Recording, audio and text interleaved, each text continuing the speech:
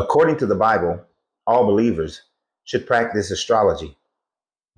When you actually look at the Bible, you will see many astrological events that are showing signs of divination from your God by the people of your God, the prophets, as well as all the kings and your Messiah. It speaks of different ages based on the great wobble of the earth and the great year. As we can see with the time frame of Moses, Moses is a representation of the year of the ram within the great year, separated by about a little over 2,000 years. And then here comes Jesus with his fisher of men and his fish symbol representing the age of Pisces. And what did Jesus say to his disciples as they were going into the city of Jerusalem for Passover? Find a man who is carrying a pitcher of water. Into his house we will go. This is a representation of the age of Aquarius. You see, the great year goes in reverse. This is why Moses, those of the Masoretic, blow the shofar, the ram's horn. Prior to that was a representation of Abraham with the time frame of the bull. This is why Moses was so upset about them worshiping a golden calf. It had nothing to do with the Egyptian goddess Hathor, but more of an indication of leaving the age of the bull and entering into the age of the ram, and then now into the age of then into the age of Pisces, and now into the age of Aquarius. If this was the only time frame that you saw astro divination within the Bible, it may seem a little bit less than.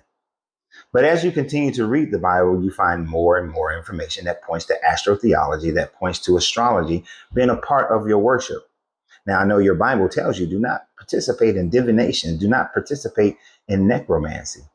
And these are things that you're not supposed to participate in based on believing in other gods. But as far as your belief in your God, in the book of Job, your God says it very plainly that he set the Mazareth. The Mazareth is translated into the zodiacs or the constellations.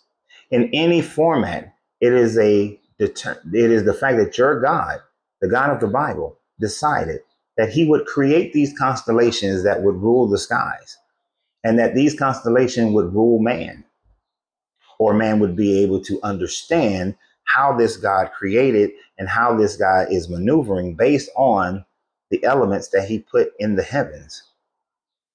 Did he not tell the shepherds as they were standing out in the fields with their sheep that and this will be a sign unto you that a king has been born? And it was a star. The star represented the fact that Jesus was being born. And that you will find in the book of Luke. When you look at the book of Matthew, what does it tell you? It says that not three, but it tells you that the Magi from the east, who most scholars agree were Zoroastrians, which the word Magi is where we get our word magic, but these were astrologers. And these astrologers followed a star in the east. That star is what they devised to say that a new king of Israel would be born. They followed this and went to Jerusalem, and then they went southeast to Bethlehem, where they say the star hovered above the house that Jesus was born into, that Jesus was at. This is additional astrotheology. And when you look at Revelations, and it tells you that one of the signs of the end will be an asteroid, wormwood, crashing into the earth and poisoning all the waters of the earth. This is yet another astrological event.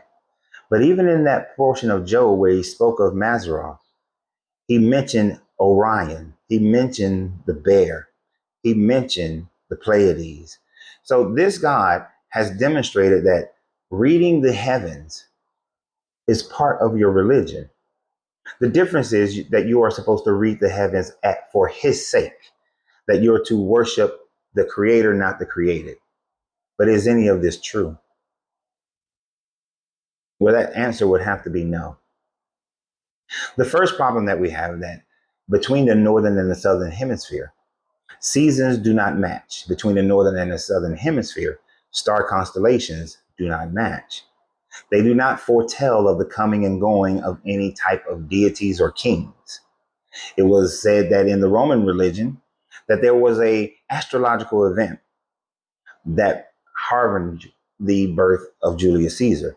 There was another one that brought on the birth of Alexander the Greek. Every civilization has looked to the skies to be able to tell or divine what's going to happen next in their society.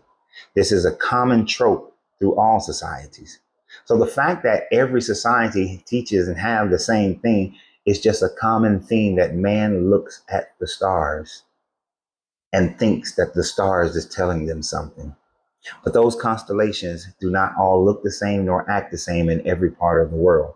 In the same way that eclipses do not happen over the whole planet, that an eclipse happens only in certain areas based on the viewpoint of the person and the movement of where the sun and the moon are located. And these things will consistently change over time. So an eclipse that's happening in Israel, that same eclipse is not happening in South America. An eclipse that happens in South Africa will not be seen in Canada. It simply don't match.